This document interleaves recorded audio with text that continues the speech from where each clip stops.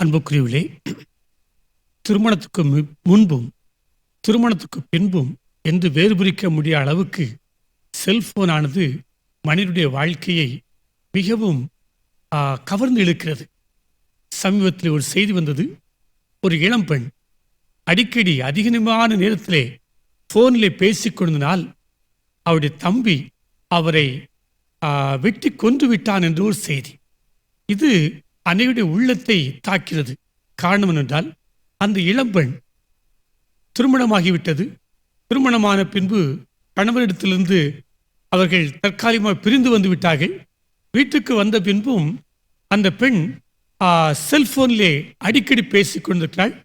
சம்பவம் நடந்த அன்று அந்த பெண் தன்னுடைய தோட்டத்துக்கு சென்றிருக்கிறாள்.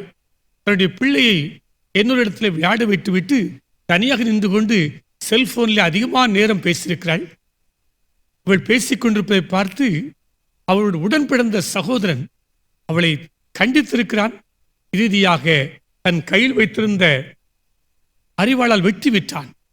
அந்த பெண்மணி அங்கே இறந்து போனாள். நமக்குள்ள ஒரு கேள்வி எழுப்ப வேண்டும். ஏன் இந்த செல்போன் அதிகமாக நேரம் பேசினால் உறவுகளை எப்படியெல்லாம் பாதித்திருக்கிறது என்பதை யோசிக்க வேண்டும். ஆங்கிலத்திலே ஒரு வார்த்தை பயன்படுத்தப்படுகிறது, பப்பிங் அல்லது போன் ஸ்னப்பிங் என்று சொல்ற வார்த்தை.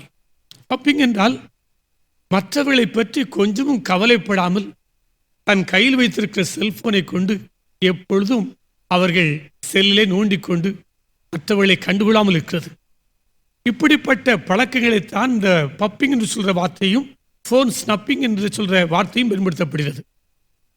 இன்றைக்கு திருமணமானவர்களானாலும் சரி, திருமணமாகாதவர்களாலும் சரி, சிறு குழந்தைகளானாலும் சரி, எல்லாரும் கைகளிலே செல்போனை வைத்துக் கொள்கிறார்கள். ஒரு வீட்டுக்குள்ளே வாழ்ந்தாலும் ஆளுக்கு ஒரு கைகளிலே செல்போன் வைத்திருப்பதனால் ஆளுக்கு ஒரு உலகத்திலே வாழ்ந்து கொண்டிருக்கிறார்கள். ஆகவே இது உறவை முற்றிலுமாக பிரித்து விடுகிறது. நாம் எப்பொழுதெல்லாம் நேரடியாக பார்க்கிறோமோ அப்பொழுதெல்லாம் நம்முடைய உறவுகள் வளர்கிறது. வேலைக்கு செல்லலாம், வேலைக்கு போய்விட்டு வீட்டுக்கு வரும்போது கணவனும் மனைவியும் செல்போனை தூக்கி தூர வைத்து விட வேண்டும். செல்போன் கையில் இருந்தால் என்ன நடக்கும்? உடனடியாக ஏதாவது யாராவது வாட்ஸ்அப்பில் மெசேஜ் அனுப்பியிருக்காங்களா, யாரா இன்ஸ்டாகிராமில் ஏதாவது புதிதான செய்தி போட்டிருக்கான்னு சொல்லி ஒவ்வொரு நேரம் பார்ப்போம். அது மாத்திரமில்லை, கொஞ்ச நேரம் மூடி வைப்போம், திரும்பவும் எடுத்து பார்ப்போம், வேறு ஏதாவது வந்திருக்கா அப்படின்னு சொல்லி. யாராவது ஒரு மெசேஜ் கொடுத்திருந்தா அதுக்கு பதில் டைப் பண்ணுவோம். முழு நேரமும் நம்முடைய கவனம் எல்லாம் செல்போனில் இருக்கும். அருகில் கணவன் இருக்கிறானே, அருகிலுடைய பிள்ளை இருக்கிறதே என்பதெல்லாம் முற்றிலுமாக மறந்துவிட்டு அவர்களை முற்றிலுமாக இக்னோர் பண்ணிவிட்டு ஏதோ முகம் பார்க்காத தூரத்தில் இருக்கிறவர்களோடு கூட நாம் மணிக்கணக்காக பேசி நம் அருகில் இருக்கிற உறவை இழந்து போய்விடுகிறோம்.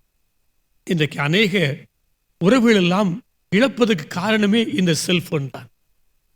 ஆனால் திருமறை சொல்றது, மனைவிகளே உங்கள் கணவனில் அன்பு கூறுங்க. எப்படி அன்பு கூறுவது? கைகளில் செல்போனை வைத்துவிட்டு பேசிக்கொண்டே கழுத்திலே கை போட முடியாது. உங்கள் செல்போனை தூர வைத்து விடுங்க.